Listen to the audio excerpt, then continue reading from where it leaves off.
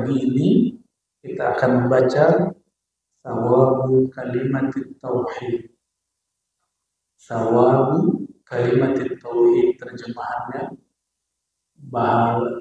balasan atau nilai daripada kalimat tauhid. Tauhid dari bahasa wahada, yuwahidu tauhidah. Artinya mengesakan Allah. Allah itu esa. Esa itu bukan bahasa Indonesia, bahasa Sanskerta. Apa arti esa? Beda satu dengan esa. Ya, kalau satu ada duanya, bahasa Arabnya wahid. Satu, wahid. Kalau ahad, satu tapi tidak ada duanya. Nah, ada bahasa Sanskerta lainnya, bahasa Kawi, tunggal. Nggak paham juga tunggal. Bukan tunggal pohon, bukan anak tunggal juga, bukan. Ya.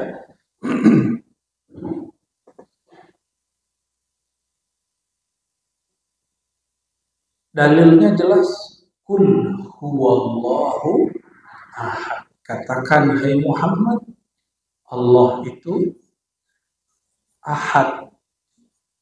Ahad esa. Jadilah Pancasila nomor 1, rukun pertama. Betul, sila pertama. Sila itu rukun bahasa Arabnya. Sila, rukun sama. Ketuhanan yang maha. Coba cari di dunia manapun, negara manapun yang menjadikan surat Al-Ikhlas sebagai rukun falsafah ideologi negaranya. Tidak ada. Semoga ini pertanda negeri ini diberkahi. Mau gimana pun orang mau hancurkan negeri ini, maka Sang Ahad akan membantu Sang Ahmad. Sayyidina Muhammad sallallahu alaihi wasallam. Karena di sini banyak orang yang cinta kepada Sayyidina Muhammad sallallahu alaihi wasallam. Ya. Maka untuk menyelamatkan negeri ini, masyarakatnya mesti paham makna tauhid yang ada, yang ditulis dalam surah Al-Ikhlas, yang dijadikan inspirasi nilai dalam surat yang lain, dan menjadi rukun pertama dalam Pancasila kita. Ya, ini bukan belajar PPKN, tapi saya hanya ingin kasih tahu Pancasila itu hadiah para aulia Allah untuk bangsa ini. Hadiah dari wali-wali Allah untuk negeri ini. Ya, kita doakan ya, yang bertugas mengamankan negeri, Allah kuatkan mereka. Ya, namanya ngurus negeri, jangankan rumah tangga sebesar Indonesia, rumah tangga bernama rumah, suami istri, pernah tengkar nggak? Bener? Bener ya? Betul? Lagi nyetir sempat cekcok nggak? Ini biasanya ibu-ibu pengen jadi sopir. Kiri mas. Masnya kanan. Laki-laki itu kalau udah nyetir jangan diganggu. Ikhtilaf, sering berselisih, biasa. Maka anggaplah pesta demokrasi ini bagian dari bumbu-bumbu berumah tangga namanya Indonesia. Tapi jangan sampai rumahnya hancur.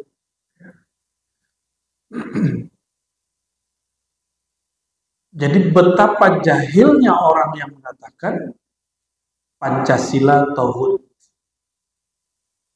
Tahu tauhid artinya? Tauhid itu sesembahan selain Allah. Tambah cinta Indonesia nggak? Tambah cinta Indonesia? Ya, masalah orang nomor 1, nomor 2, 3 itu pestanya. Ya, namanya pesta. Kita kalau punya anak kita berdebat. Kita punya kampung, di kampung kita gang ini sudah beda dengan satu gang ini sudah beda paham. Yang tinggal di komplek, baru-baru bikin komplek, itu orang-orangnya komplek juga. Ya, pasti begitu. Apalagi negara sebesar Indonesia. Bapak Ibu, Indonesia, saya sudah berkali-kali sampaikan, luasnya sama dengan Eropa. Eropa lebih dari 30 negara, kita hanya satu negara. Ini hebat atau bukan? Tetangga senang nggak sama kita kalau kita hebat? Nggak senang, kecuali tetangganya mukmin. Ya, jadi jangan heran kalau banyak orang tidak senang dengan negeri. Ya, kita doakan yang membangun negeri ini, para pemimpin negeri ini, ulama-ulama yang mengisi nilai negeri ini. Allah jaga mereka.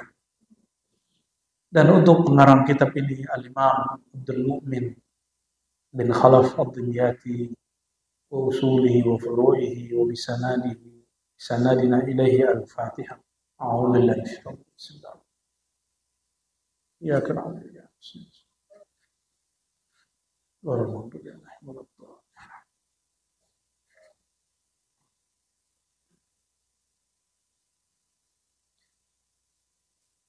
Qala Allah Ta'ala, Allah berfirman, jadi beliau membuka bab ini dengan surat Ibrahim ayat 24-25. Silakan dilihat nanti di rumah ditandainya. Surat Ibrahim ayat 24-25.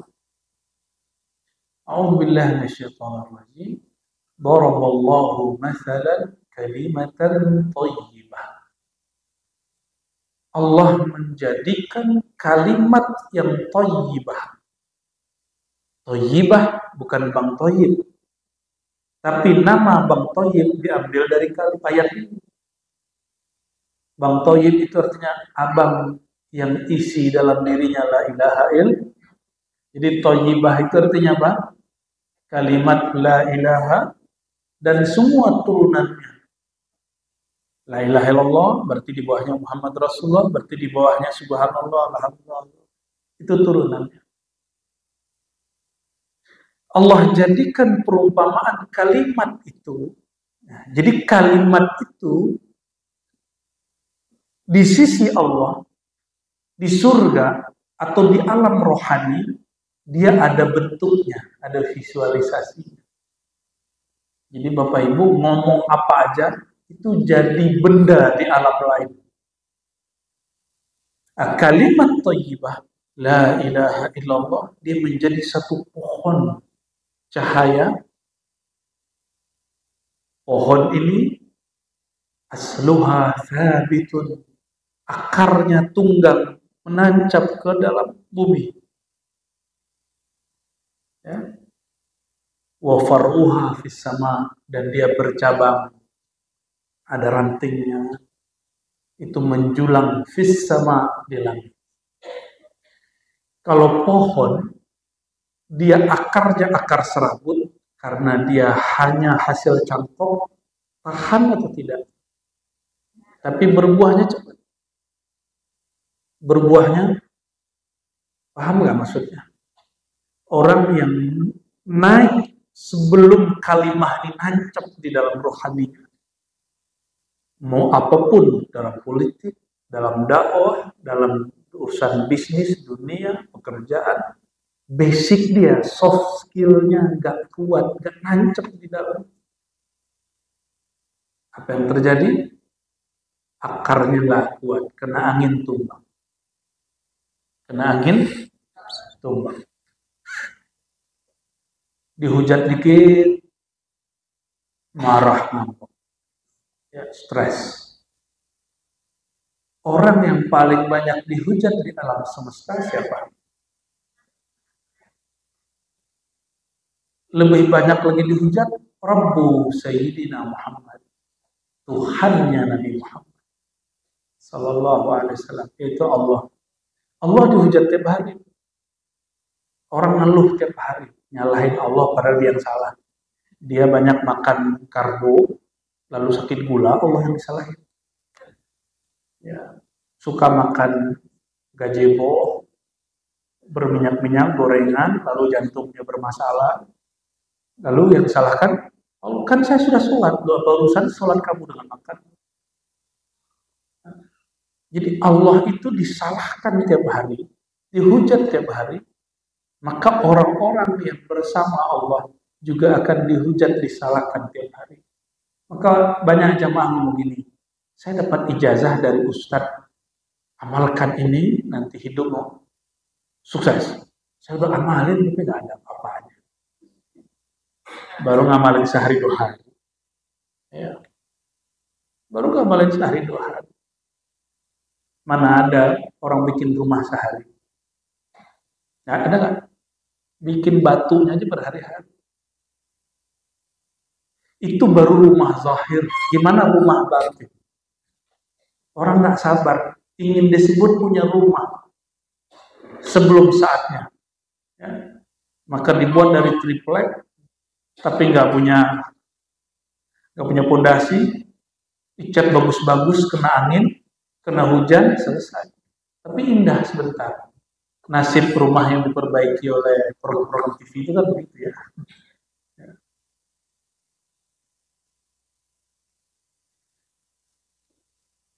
Jadi kalimatun thayyibah, puncak kalimat thayyibah la ilaha, lalu turunan-turunannya semua kalimat yang baik. Bahkan semua ajaran kebaikan disebut kalimat thayyibah.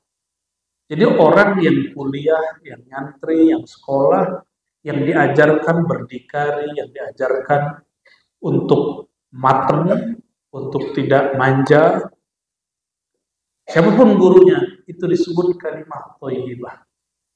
Disebut kalimat thayyibah. Kalimat yang baik. Jadi kalimat thayyibah ini puncaknya la ilaha illallah, tauhid, tapi cabang-cabangnya Bapak Ibu sekolah, Bapak Ibu belajar, nyantri, bahkan ada pesantren hidup. Pesantren hidup apa? Hidup kehidupan ini. Di hidup ini pesantren menurut saya. Kalau dulu kita hanya diajarkan, kalau kamu dicaci, jangan balas mencaci. Ketika mengalami itu, gimana? Kalau kamu melihat saudaramu sedang sukses, jangan kemudian iri dengki. Nah, prakteknya sekarang.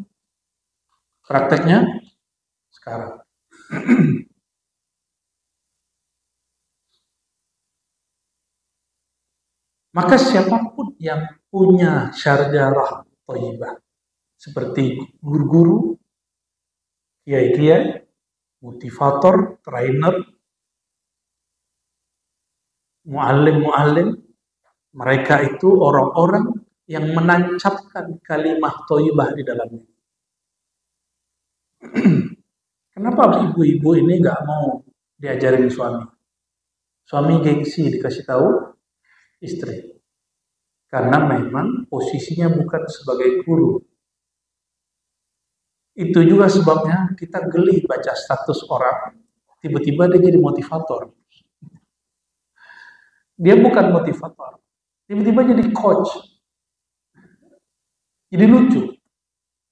Maka kalau kita di sosial media kita tidak di brand sebagai motivator. Gak usah bergaya seperti motivator. Kalau sebagai asik-asikan, tulis yang asik-asik. Posting yang asik-asik. Gak usah kemudian menjadi ahli hikmah. Ya, tiba-tiba bijak-bijak sendiri. Geli.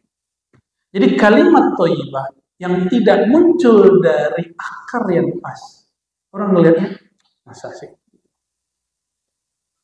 Ya, paham? Disitulah muncul dalam ilmu pengetahuan hari ini disebut linearitas. Linear. Ilmu itu mesti linear. Nanya tasawuf bukan ke ahlinya, nanya hadis ke ahli fikih, nanya fikih ke ahli hadis, nggak nyambung. Nanya bab fikih ke ahli tasawuf, nggak connect. Beruntung kalau si gurunya dia mengerti semua itu. Kalau enggak, nanya tasawuf, nanya bab maulid ke Ustadz Wahabi, ya bid'ah. Nanya Wahabi ke Ustadz Aswaja, singa Aswaja, perang.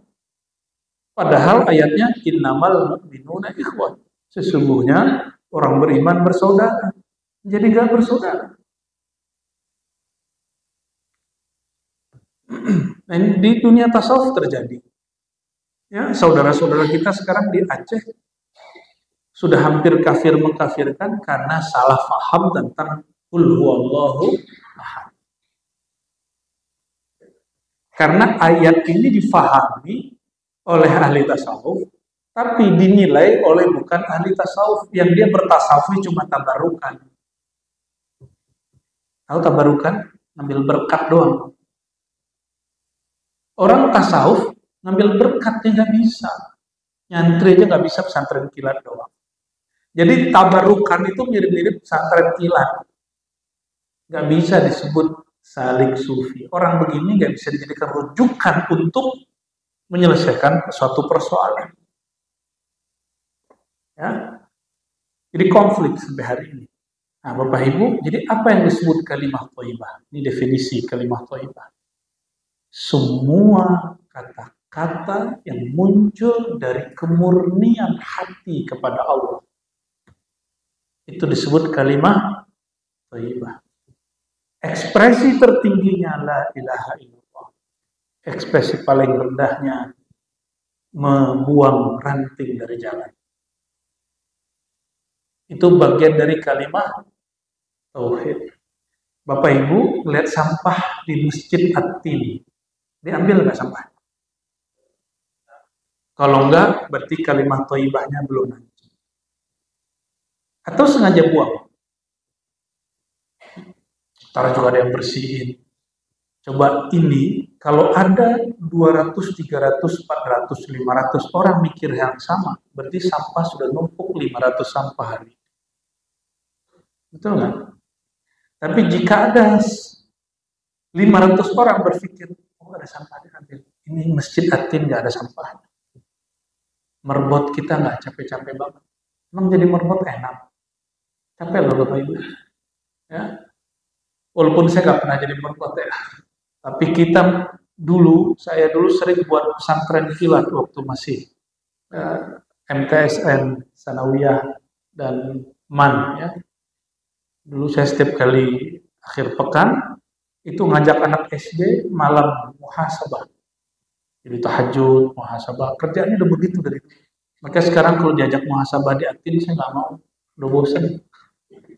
Ya, udah keseringan, nggak tahu udah berapa kali dari dulu. Ya sekarang lebih senangnya ngaji keilmuan. Nah, kita dulu setiap Sabtu Minggu habis muhasabah, sholat subuh, zikir pagi sore, ada namanya pasukan semut. Jadi semua yang di masjid kita bersihin. Dibuat berbaris dari ujung sampai ujung, putar balik, ambil semua kotoran yang kamu lihat. Jadi setiap minggu kami buat acara, pengurusnya besok-besok nanya, kapan lagi ada acara? Marbotnya juga bilang, lagi dong lagi. Ya, Allahumma sholli ala sayyidina Muhammad. Jadi apa kalimah thayyibah?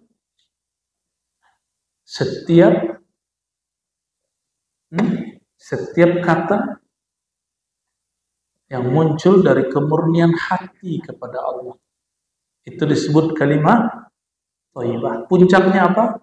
La ilaha illallah. Basicnya apa? Ya, membuang kotoran ranting dari khalayak, dari saudara kita. Maka serendah-rendah iman seseorang, dia tidak mau orang lain terganggu. Berarti seburuk-buruk iman seseorang, dicuek aja orang terganggu. Ya.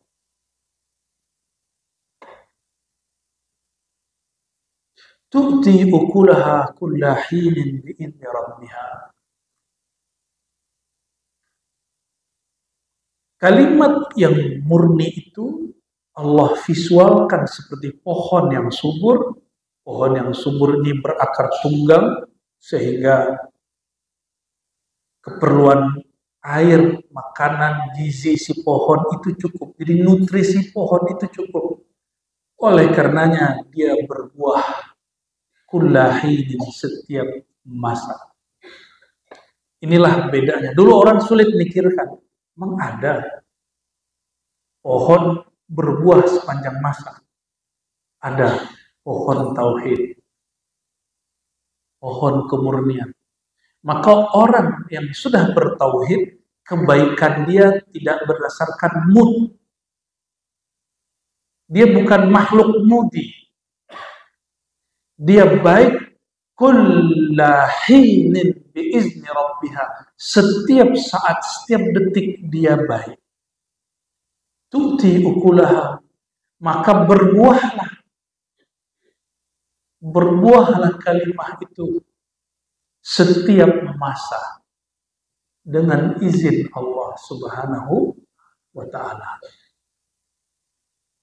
Maka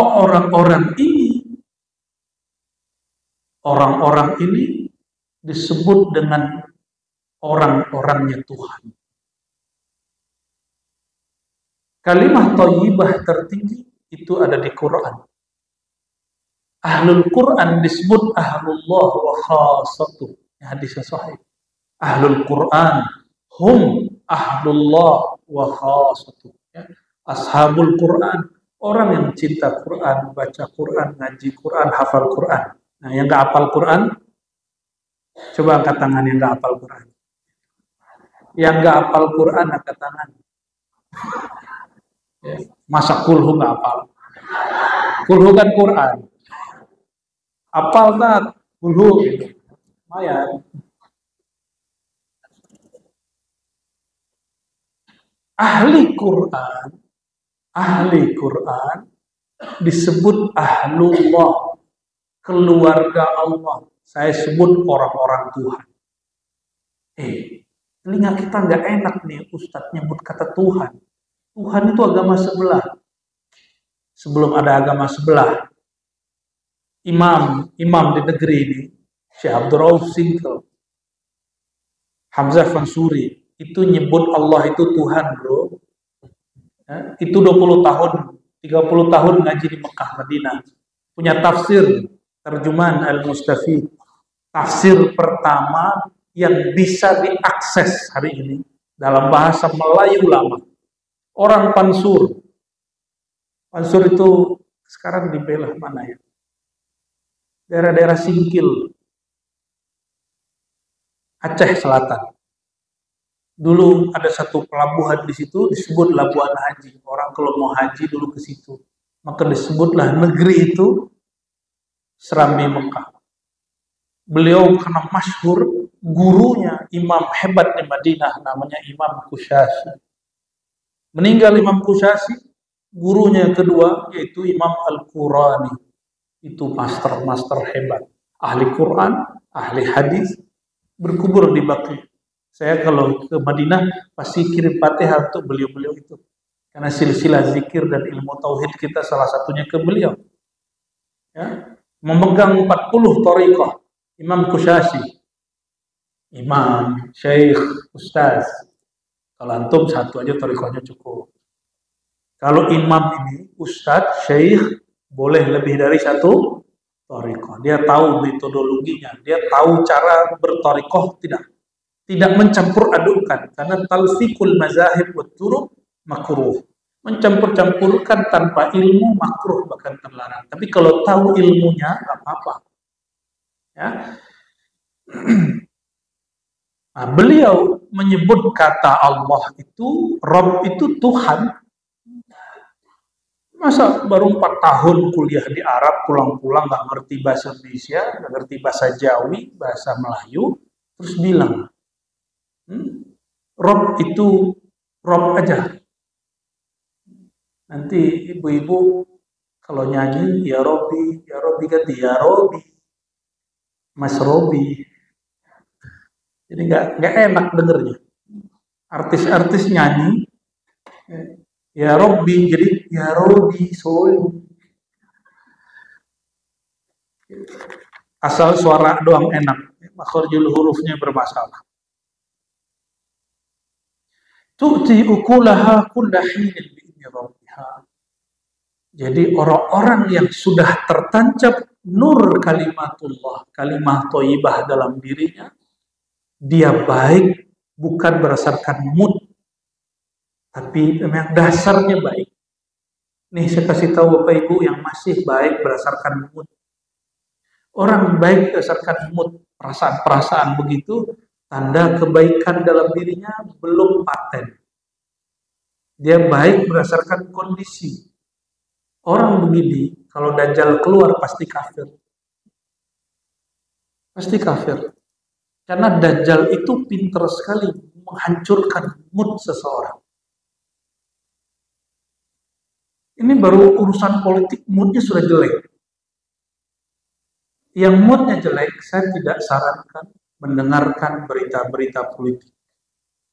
Ya, mending dengerin pengajian yang baik. Pengajian nggak semuanya isinya pengajian. Banyak pengajian isinya hujat-menghujat. Itu bukan kutul qulub. Itu bukan nutrisi kolbu. Itu racun kolbu. Sammul qulub. Itu racun kolbu. Maka betullah kata imam-imam kita terdahulu, fanzur amman ta'khuduna dinakum. Tidak semua ceramah mesti didengarkan. Perhatikan dari siapa engkau mengambil ilmu. Hari ini orang menganggap kalau dia bisa podcast, bisa buat konten di YouTube itu sudah hebat. Jadi disebut shock culture. Dulu nggak boleh ekspresi, sekarang bisa ekspresi kapanpun, buat channel sendiri. Biar naik, hujat orang yang bisa dihujat, omongin orang yang bisa diomongin. Hari ini seperti itu. Akhirnya asluha, akar tunggangnya tidak ada. Dia cuma berdasarkan serabut dan gabut. Mulut ini yang keluar dari otak orang atau otak ini? Yang keluar dari mulut ini isi kolbu kita atau kolbu orang lain. Kalau ingin cek kolbunya baik, dengerin apa? Isi katanya. Jika di dalamnya ada kalimat thayyibah, kata-kata yang harum, kata-kata yang baik, pasti keluarnya indah, walaupun dia pahit. Jadi dia pahit di dalam, keluarnya tetap manis. Itu yang disebut tidak mood, tidak berdasarkan mood. Dia menurut kemurnian kolbu. Pahit di sini, tapi masih bisa senyum. Bisa nggak begitu? Insya ya. Nabi SAW dimasakin istrinya. Ternyata kurang enak. Nabi tetap makan. Kalau nggak enak, belum berhenti, tapi tidak pernah ngomong enak. Kalau perlu piringnya pecah, enggak. Atau ngomong, kamu nih nggak pernah bisa masak. Padahal udah masakin 10 tahun. Udah masakin 20 tahun, cuma karena keasinan ngomong begitu. Itu banci. Nabi SAW mengatakan, perempuan yang belum sempurna, makom rohaninya, kemurnian tauhidnya, ciri-cirinya apa? Jika suaminya yang sudah baik menafkahi dia sekian tahun, tidak mampu mewujudkan kemauan dia satu hari, si perempuan ngomong ini, kamu tidak pernah menafkahiku dengan baik. Laki-laki kalau banci begitu juga ngomongnya. Kamu nih gak pernah dengerin aku. Padahal selama ini siapa juga yang dengerin dia. Jadi ada perempuan yang jiwanya belum matang, laki-laki yang mungkin kelaminnya salah barangkali. Ngomongnya begitu. Ya. Dan coba lihat orang-orang sekarang shock culture. Semua orang bisa ngomong di YouTube. Semua orang bisa bicara di TikTok. Dan banyak kalimat-kalimat seperti itu. Ya. Kayak orang gak pernah baik. Ada orang salah dikit, ya, dipersalahkan sebanyak-banyaknya, dia lupa kebaikan orang itu. Dan yang paling lucu, murid belajar kepada kiai. Lalu murid jadi jurinya kiai. Saya suka dengan ilmunya dia, kecuali bab ini. Oh, berarti dia lebih pintar dari guru. Tidak mengeluarkan kata-kata itu, berarti kalimat tauhidnya sudah nanti. Paham maksudnya? Ya, paham maksudnya? Ya. Kita doa kepada Allah, sudah minta ini, minta itu, belum dikasih. Dan tidak ada keluhan di hati. itu kalimat tauhidnya sudah hancur.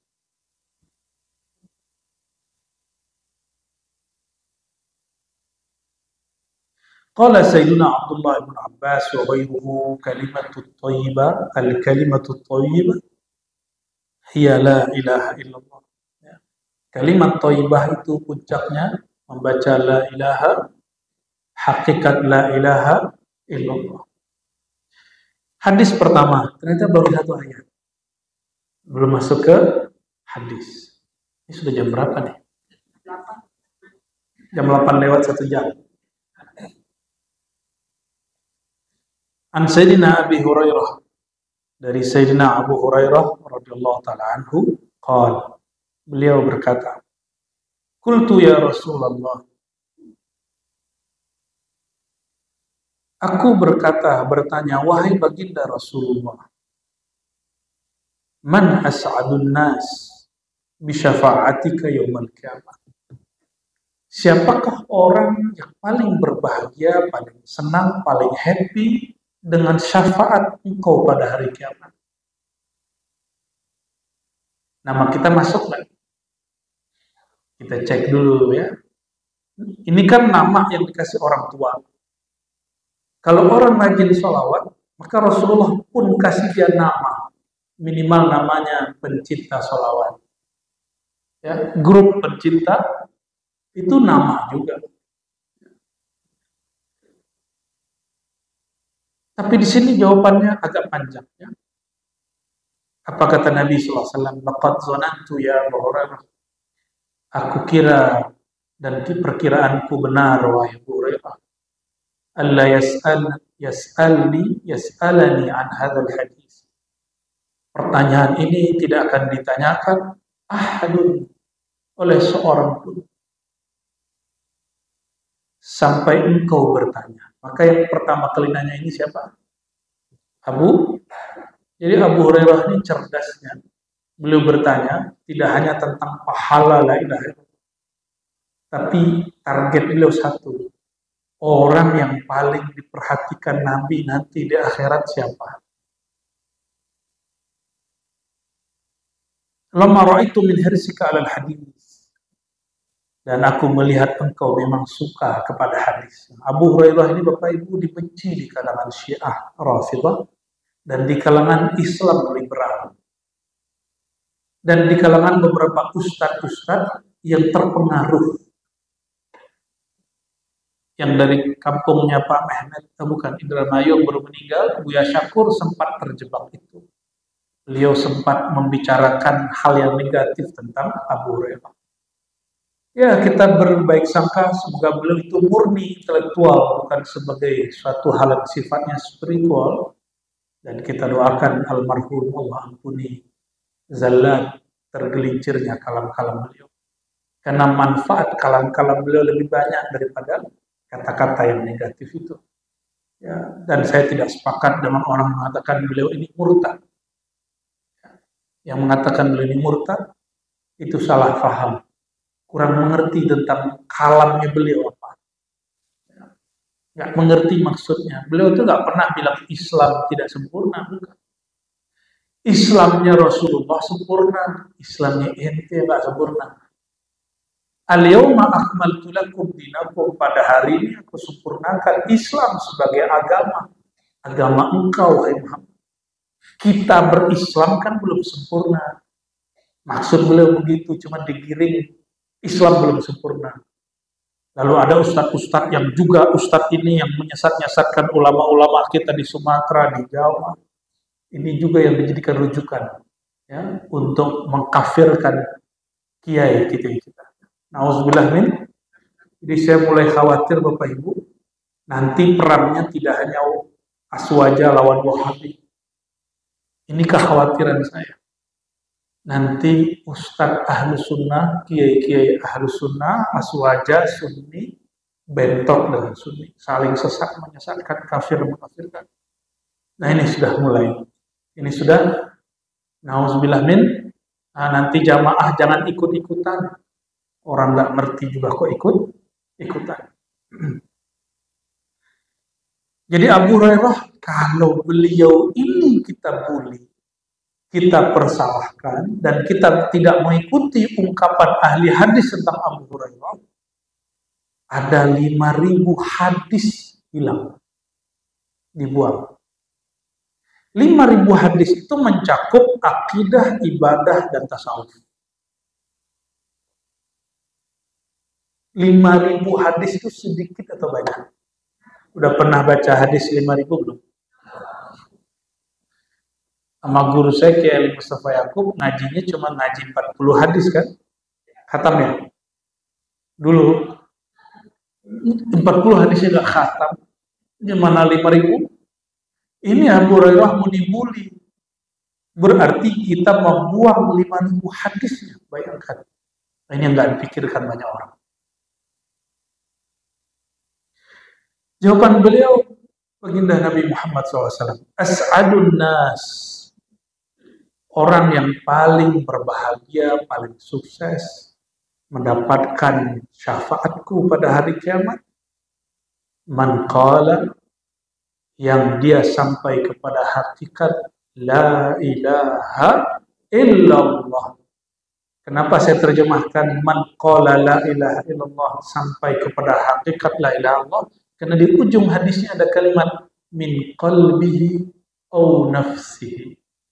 Dia mengatakan la ilaha illallah bukan dari lisannya, tapi dari dalam. Min qalbi, dari dalam kolbunya. Au nafsihi, atau dari dalam jiwanya. Apa beda kolbu dan jiwa? Jiwa itu berkait dengan nilai spiritual, tapi dia mengarah ke dunia. Kalau kolbu spiritual, dia mengarah ke akhirat. Lebih tinggi baca la ilaha dengan kolbu daripada baca dengan jiwa. Ilmu-ilmu hari ini, cakra, aura, itu lebih kepada jiwa. Ya. Jadi misalnya diam lalu melihat ada pancaran warna, itu warna cakra, warna aura. Atau ada yang nyebut prana, atau apalah itu istilah-istilah mereka. Ya. Kalau dalam tarekat disebut titik latifah, lalu mempunyai warna. Itu warna dari jiwa, bukan warna dari kolbu. Jadi betul, masing-masing kita ini ada warna. Dan itu ada ayatnya. Surat Ar-Rum, mulai dari ayat 21 sampai 20 berapa itu? 27, 28, 29, dan Allah menyebutkan tentang salah satu tanda kebesaran Allah, warna-warna beragam. Tidak hanya warna kulit, tapi juga warna jiwa. Warna jiwa, ya. Terlepas dari jiwanya atau kolbunya, yang paling penting dia mempunyai hakikat la ilaha illallah. Apa makna la ilaha? Ilah, apa arti ilah? Tuhan yang disembah. Apa bedanya ilah dengan Rabb?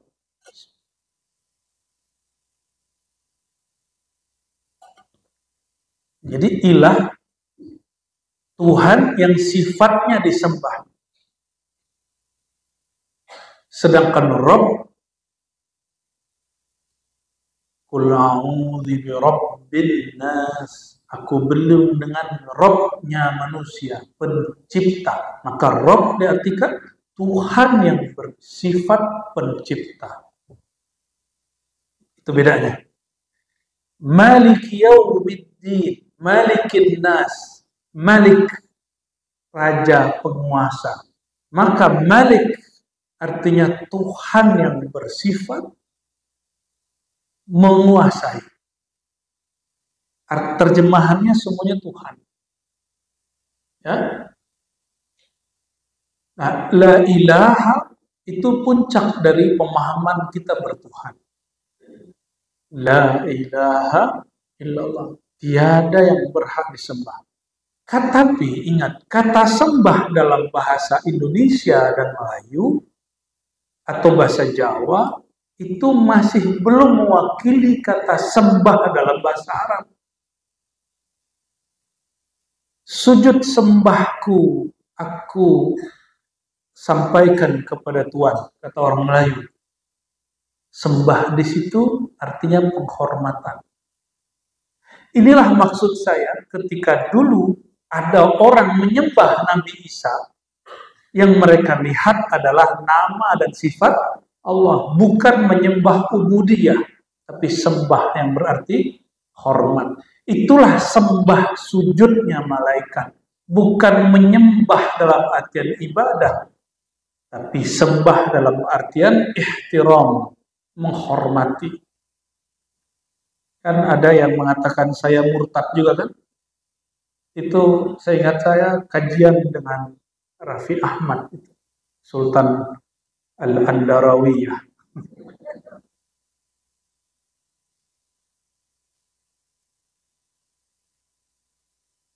Jadi kata sembah, saya, mohon maaf ini bukan sukuisme, saya orang Minangkabau, orang Padang.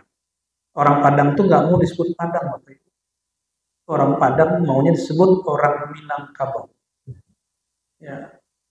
Tapi karena masakan Padang sudah viral, ya, begitulah. Ya. Di Tanah Abang bukan orang Padang, dia orang Payakumbuh, dia orang Bukit Tinggi, ngakunya orang, karena sudah sebutan. Hatta presiden pun nyebut orang Minang itu orang Padang, karena sudah menjadi bahasa. Nah, dalam bahasa kami, itu Melayu lama masih kami pakai, Melayu Minangkabau yang lama sekali. Yang sekarang orang Melayu pun sudah nggak pakai bahasa itu. Ya. Jadi kalau lagi ada rapat-rapat ketua-ketua suku, datuk-datuk, itu si datuk ngomong, ini datuk ini Bapak Ibu cuma tersesat di Jakarta, ya. Nyasar dia ngomong gitu, ya. Sembah kami, gimana? Nah, gitu ya. Sembah kami sampaikan kepada Tuhan, gitu. Sembah. Malaikat sujud kepada Nabi Adam itu menyembah atau menghormati. Menyembah ibadah atau menyembah menghormati. Ya. Tari persembahan, apakah itu tari ibadah? Paham? Jadi jangan gampang memurtad-murtadkan orang, nggak ngerti nanya. Nggak ngerti nanya.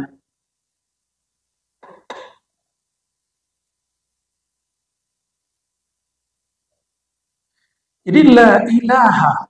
Apa makna ilah yang kedua? Tadi apa? Tuhan yang disembah, yang kita beribadah kepadanya. Yang kedua, al-ilah bermakna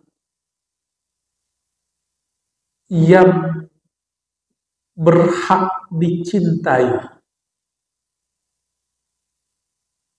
Ya, yang berhak. Bahasa Arab dicintai itu mahbub, tapi semua yang mahbub, yang dicintai itu dituju, dimaksudkan. Maka ada kalimat la maqsuda bihaqqin illallah. Kalau tahlilan afdhalu dzikri la ilaha illallah, la mawjuda la maqsuda.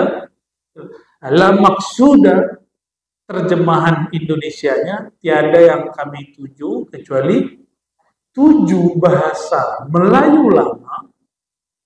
Coba tanya sama orang Palembang lama, Jambi lama, Riau lama, orang Minangkabau lama, Bengkulu lama. 7 itu artinya cinta. Saya dulu kalau cinta dengan seseorang, saya ngomong gini, ketujuh udah awal. 7, perhatian kita tertuju kepadanya. Itu bahasa lama. Cuma terjemahan kitab tidak di-upgrade, padahal makhluknya sudah berkembang. Bahasanya sudah berubah. Tapi ini sudah beruntung orang Indonesia, bahasa Melayunya sudah modern. Nah, sahabat-sahabat kita di Malaysia masih agak pelan perkembangannya. Lambat sekali. Kenapa? Tergantikan oleh bahasa Inggris. Akhirnya hari ini anak-anak muda Malaysia ketika berbicara Melayu, Inggrisnya campur, jadi struktur Melayunya sudah nggak murni. Ya, sudah nggak murni. Di Indonesia, alhamdulillah ahli-ahli bahasa ini berkembang terus, semakin mudah subjek, predikat, objek. Kalau mereka bisa Melayu, ribet. Nerjemahnya ribet. Ya, saya buka bukunya Chapter of Asingkili, saya harus pindahin dulu, buka kamus dulu. Jadi kamus Indonesia modernnya ditaruh, menjadi orang lama dulu. Untung saya dulu pernah 5 tahun bergaul dengan orang-orang tua. Jadi umur saya waktu itu masih 15 tahun, gaulnya sama orang 70 tahun. Tua nggak tuh? Jadi awal mereka ngomong nggak ngerti, mereka ngomong apa? Ternyata strukturnya struktur Melayu lama. Ya. Nah, Bapak Ibu yang bukan Allah, yang dituju la maksuda itu maksudnya tiada yang betul-betul dicintai kecuali hanya Allah. Kalau jatuh cinta dengan seseorang, kepikiran terus nggak? Bener. Pak Mehmet pernah jatuh cinta nggak? Berapa kali? Berkali-kali. Cinta ini juga ada yang cinta berdasarkan akal. Akal kita senang sama orang cerdas. Ada yang berdasarkan dompet, senang sama orang kaya. Ada yang berdasarkan keindahan wajah. Maka kita cinta dengan orang yang cantik. Duduk sama orang cantik ketus. Mau nggak? Sama orang gagah belagu. Sama orang cantik oon. Sama orang gagah tapi gemulai. Mau nggak? Ya nggak mau. Ya. Jadi langsung mundur 1000 langkah.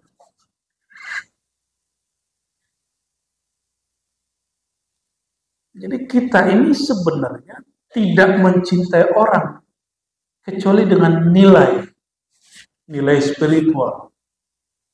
Benar kan? Pasti nilai spiritual. Maka la ilaha, tiada yang aku benar cintai dari lubuk dalam hatiku. Gitu maksudnya. Illallah, kecuali, makanya ayat hadisnya menyebutkan kolbu dan jiwa. Untuk mendapatkan kemurnian tauhid ini, mesti latihan zikir kolbu dan zikir jiwa. Zikir kolbu dan zikir jiwa. Sekarang masyarakat disuruh zikir tapi tidak diajarkan teknik berzikirnya. Itu kelemahannya. Pedang dikasih tapi nggak di training. Baju renang dikasih tapi teknik renangnya nggak dikasih. Akhirnya masuk ke dalam kolam renang gaya batu. Tenggelam. Inilah yang terjadi pada orang yang belajar tauhid tapi kemudian ya itu yang parahnya. Ada yang nggak parah tapi hambar. Dia ngaji tauhid lalu hambar. Lalu dia ngomong, biasa aja la ilaha illallah, nggak ada rasanya. Nggak ada rasanya. Maka orang ini akan mencari agama selain Islam. Rasa zikir kalimat Allah itu lezatnya bukan main, Bapak Ibu. Membaca la ilaha itu lezatnya bukan main. Mohon maaf, lebih lezat dari malam pertama, Pak. Serius. Lebih lezat daripada orang baru jatuh cinta. Kenapa? Dia sedang jatuh cinta kepada yang maha cinta. Jadi la ilaha, aku jatuh cinta kepada Allah. Itu artinya. Nah, supaya cinta, mungkinkah Bapak Ibu, saudara-saudariku jatuh cinta kepada orang yang tidak dikenal? Oleh karenanya, kemurnian kalimat tauhid itu berdasarkan sejauh mana kenal kepada zat Allah yang Maha Esa. Sedalam apa cinta kita kepada Allah, sedalam apa kita kenal kepadanya. Paham? Ya? Kalau kita cinta sama pasangan, sabar gak sama dia? bersyukur nggak ada dia? Ya. Maka kita terhadap pasangan itu, kalau dia lagi baik, kita syukur, alhamdulillah. Kalau dia lagi kurang baik, kita bersabar. Namanya udah cinta. Ya. Benar nggak? Emang begitu orang kalau cinta. Itu ke makhluk. Kalau orang mengatakan la ilaha illallah, aku benar-benar cinta kepada Allah. Jika dia lagi senang, dia betul-betul berterima kasih kepada Allah. Jika dia kurang senang, dia betul-betul bersabar kepada Allah. Kalau ini sudah full, namanya ridho. Ridho kalau sudah full, namanya ikhlas. Ridho itu sama rasanya dapat nasib buruk dan pahit itu di kolbunya sama. Kita berpasangan, kita punya saudara, kita punya orang tua. Orang tua kita udah uzur. Emang dia berhenti dari orang tua kita? Berhenti nggak? Kita punya saudara, kalau minjam nggak balik-balik. Berhenti nggak ente bersaudara sama dia? Kan nggak begitu. Sama saudara jangan pakai transaksi dengan teman bisnis. Cuma udah tahu begitu, jangan dimanfaatin juga saudaranya.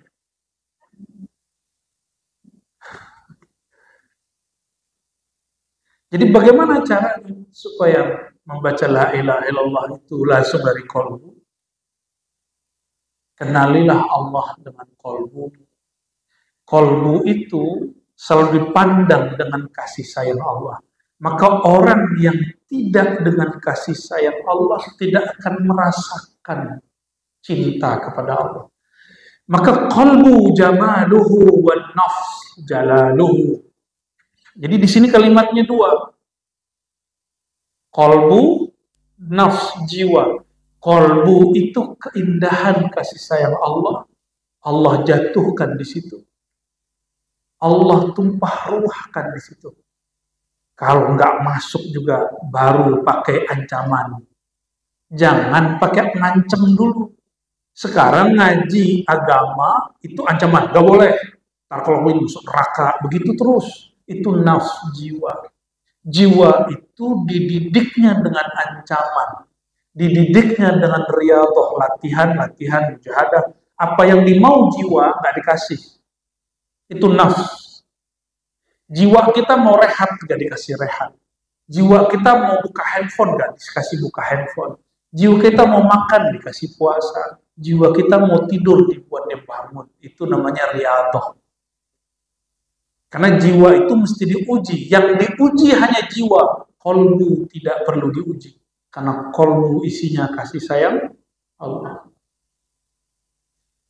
Jadi al-ibtila ala-nafs la ala-al-qalb. Bala bencana itu yang mengeluh itu cuma jiwa. Qalbu tidak pernah mengeluh. Kenapa? Nah, nih, saya kalau sudah cinta sayang dengan pasangan, ya, lalu ketika duduk, dia mau duduk kaki saya, keinjek sama dia. Saya tendang nggak dia? Keluar nih karate di pelopor. Begitu nggak? Terus gimana? Kalau kaki kita diinjak, kita peluk. Paham maksudnya? Jadi kalau dengan qalbu, kamusnya cuma dua. Rahman, Rahim. Kalau di surat At-Taubah, wabil mu'minina ra'ufur rahim. Ra'uf, rahim. Kasih sayang. Itu qalbu. Ya. Jadi ada kawan saya bertanya, kalau dalam tarekat Bapak Ibu, orang gak diangkat jadi mursyid, kecuali dia sudah sampai di taraf qalbu. Ada yang udah 10-an tahun, gak diangkat-angkat jadi wakil talqin, jadi mursyid, jadi muqaddam, jadi khalifah syekh. Kenapa? Karena nafs jiwa dia masih dominan. Makanya beberapa mursyid meninggal tidak mengangkat seorang pengganti. Karena dia melihat nafs jiwanya, emosinya, egonya masih kuat. Dia zikir pakai egonya. Ini ciri-ciri antum kalau zikir pakai ego. Zikir nih la ilaha illallah, la ilaha illallah, kata Rasulullah dalam hadis qudsi dari Allah. Allah berfirman, la ilaha illallah hasbi. La ilaha illallah itu bentengku. Siapa yang masuk bentengku aman. Maka kalau ada orang ganggu, orang yang baca la ilaha illallah dengan ego jiwanya, terus ada yang ganggu dia, orang itu lalu celaka. Orang itu dapat musibah, bahkan mati. Apa kata dia? Tuh kan, coba-coba ganggu aneh. Kualat ente. Itu orang baca la ilaha illallah dengan nafs. Orang begini gak layak menjadi mursyid. Walaupun umurnya tua, tapi jika ada anak muda, dia sudah tembus masuk ke dalam kolbu, walaupun umurnya 18 tahun dapat ijazah mursyid dari guru. Itulah salah satu guru saya. Umur 18 tahun diangkat jadi mursyid. Sedangkan murid tua umur 81 gak diangkat jadi mursyid. Jadi itu bukan masalah ente hebat, amalan ente banyak. Bukan masalah dia beramal 70.000 kali 7. Bukan. Maka zikir dengan qalbu la ilaha illallah, dengan penuh keindahan kasih sayang Allah, sekali ahli qalbu lebih mulia dari seumur hidup ahli nafs, orang yang egonya tinggi ini berzikir. Kebayang kualitas qalbunya ahli-ahli qalbu. Kebayang. Dan hari ini yang disebut qalbu oleh orang itu baru si jiwa. Baru jiwa, belum qalbu yang sebenarnya. Kenapa? Ada namanya latifah qalbiyah. Titik halus yang terhubung dengan qalbu. Itu bukan qalbu. Dibuatlah titik-titik halus dalam diri. Itu bukan qalbu. Itu titik di dalam jiwa, ego. Dia berkait dengan qalbu, tapi itu bukan qalbu. Ya, jadi yang belajar ilmu zikir di luar sana, jangan GR dulu, antum sudah belajar zikir qalbu, itu belum, itu baru muqaddimah masuk ke dalam qalbu. Insya Allah, rajin-rajin aja ngaji. Kalau dapat rezeki nanti kita ajak talqin di mana. Ya, tapi bukan di sini. Talqinnya nggak di sini. Ya, talqinnya antum harus jemput di mana saya bilang datang gitu.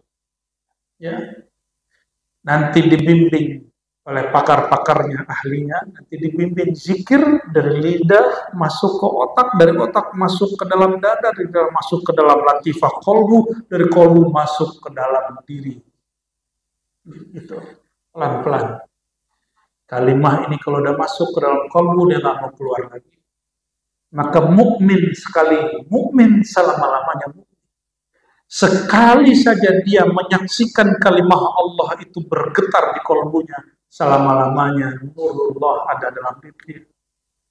Itu maksud dari kalimat ini. Siapa saja yang baca la ilaha illallah khalisan, dengan penuh ketulusan dari dalam qalbunya. Kalau nggak sanggup, minimal egonya, jiwanya. Ya. Ada seorang syekh namanya Syekh Irsyad atau Rasyad atau Arsyad, dalam manuskrip begitu, bin Abdurrahman Al-Batuhampari, itu seorang ahli qiraat, ya, kakek guru kami jatuhnya. Beliau didatangi oleh seorang ahli ilmu namanya Syekh Sulaiman Rasuli. Kalau di NU ada banyak pendiri, salah satu yang paling besar pendirinya adalah Hadratus Syekh Hashim Asy'ari. Di sana ada namanya Tarbiyah Islamiyah, pendirinya banyak, salah satunya Syekh Sulaiman Rasuli. Beliau ini lama ngaji di Mekah, tapi ngaji fikih. Setelah lama ngajar fikih, ngaji ilmu hukum, lama-lama beliau merasa hambar. Maka beliau ingat-ingat seniornya dulu, di Mekah, namanya Syekh Muhammad Arsyad bin Abdurrahman. Kedatanglah beliau ke sana, ingin belajar zikir qalbu. Karena orang ini alim, orang alim gengsi loh ngaji. Jadi hijabnya orang berilmu itu merasa berilmu, bukan ilmunya. Diingat Bapak Ibu, ilmu itu sebenarnya jalan menuju Allah. Orang berilmu, dia dengan Allah sedekat sifat dengan zat. Karena ilmu itu sifat Allah. Sifat Allah dengan zat Allah dekatnya. Ya, nggak bisa misah. Tiada sifat kecuali dengan zat. Tapi kapan orang berilmu, kiai, ulama, santri, intelektual, dia terhalang kepada Allah kalau dia merasa berilmu. Ber dalam bahasa Arab berarti merasa memiliki. Belajar bahasa Indonesia kan? Merasa berilmu. Padahal di Quran, yarfa'illahu alladhina amanu walladhina utul ilma.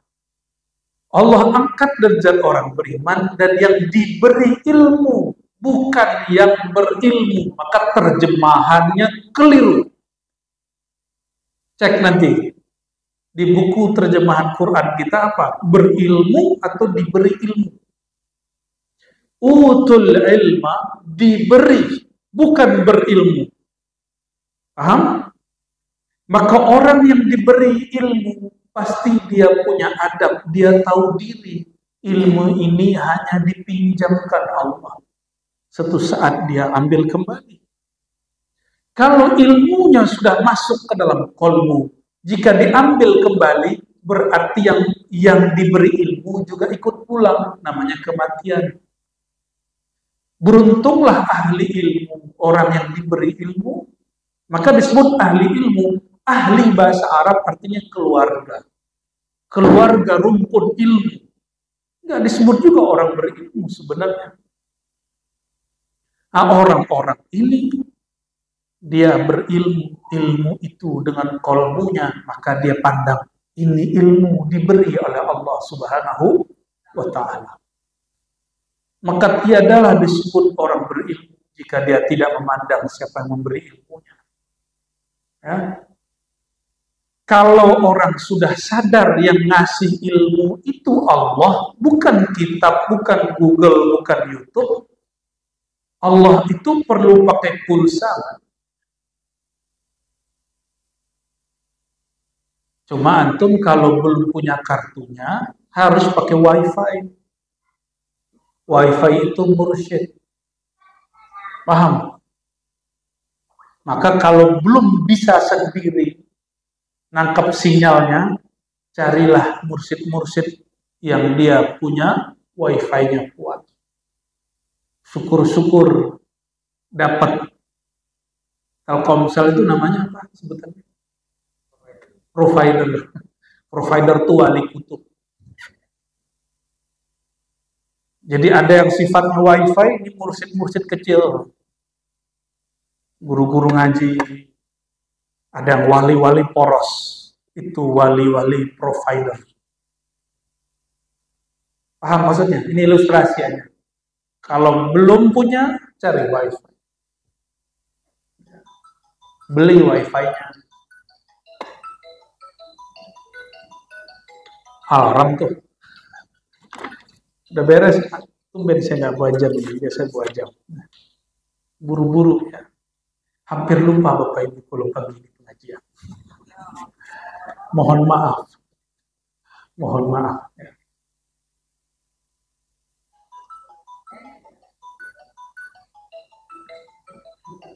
Kesempatan minum.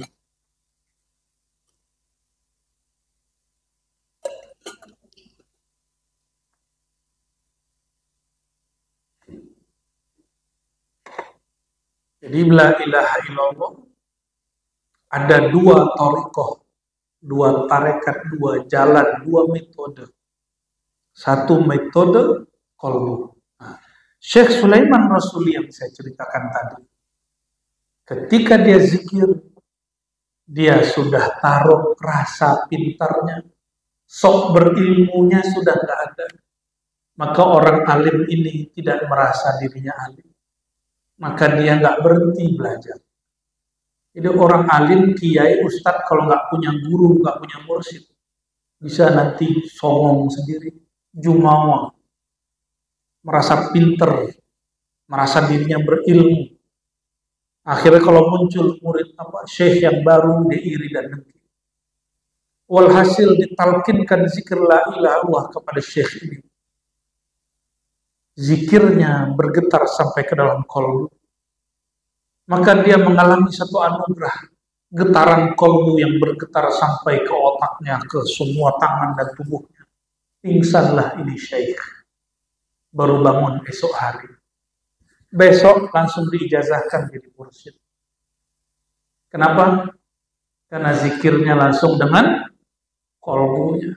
Ada orang cuma semalam jadi mursyid. Ada orang yang sudah 1000 malam gak jadi-jadi. Nah, maka jangan cari kemursidan. Emang mursyid pasti masuk surga? Belum tentu juga. Yang pasti masuk surga ini, yang baca la ilaha min qalbihi, dengan kolbunya. Kolbu itu dipandang oleh Allah di dunia dan di akhirat. Maka orang yang baca la ilaha dengan kolbunya, inilah dapat izin memandang Allah di surga Firdaus. Kalau membaca zikir la ilaha dengan jiwa, dia hanya dapat surga syahwat. Maka al-jannah jannatan, ada 2 surga, jannatus syahwat, jannatul na'im, yang kedua jannatul ma'arif. Surga syahwat, makan kawin, makan kawin, makan kawin, kawin, kawin, kawin, kawin, kawin. Mohon maaf, isinya begitu aja nanti. Itu surga nafsiyah. Boleh disebut 2 surga, jannah qalbiyah, surga ma'rifat, jannah nafsiyah, surga syahwat. Inilah yang dicari, wahai orang-orang yang ingin menghancurkan negeri ini dengan bom. Katanya ingin mendapatkan bidadari 72, ya akhi, kalau cuma 72, ente jajan aja di sini. Ya, nggak usah nunggu di surga. Hari ini di mana 3 orang, besok 3 orang, 30 hari selesai. Perlu nunggu di surga. Surga itu dibuat Allah bukan untuk selangkangan, bukan untuk nikmat syahwat mati, bukan. Surga itu diciptakan Allah supaya orang itu rindu kepada yang punya surga. Wujuhu yawma idin nadirah ila rabbiha nazirah. Pada hari itu orang-orang ya di akhirat sana wajahnya berseri-seri. Dia berharap bertemu sang kekasih, yaitu Nabi Muhammad SAW. Kalau sudah ketemu Nabi Muhammad SAW, pasti ketemu yang mencintai Nabi Muhammad SAW, yaitu Allah Ta'ala. Maka semua ilmu ma'rifat yang tidak melalui pintu Sayyidina Muhammad SAW, itu ma'rifat syaitan, ma'rifat batin.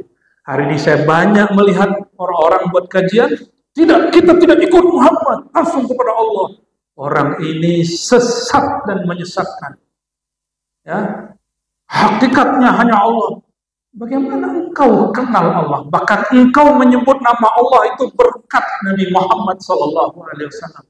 Kok berani melupakan Nabi Muhammad SAW? Mau nggak punya jasa dilupain orang?